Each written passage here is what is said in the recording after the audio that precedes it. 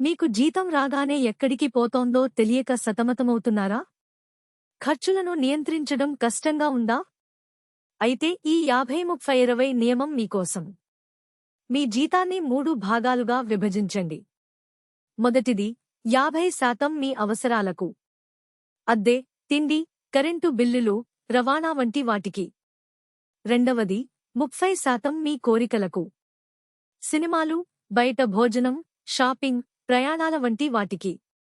చివరిది 20% పొదుపు, పెట్టుబడులకు లేదా అప్పులు తీర్చడానికి. ఉదాహరణకు, మీకు 10,000 రూపాయల జీతం వస్తే 5,000 అవసరాలకు, 3,000 కోరికలకు, 2,000 పొదుపుకు కేటాయించండి. ఇది మీ ఆర్థిక జీవితాన్ని సులభతరం చేస్తుంది. ఈ చిట్కా మీకు నచ్చితే వీడియోని లైక్ చేసి మరిన్ని ఉపయోగకరమైన వీడియోల కోసం మా ఛానల్ని సబ్స్క్రైబ్ చేసుకోండి.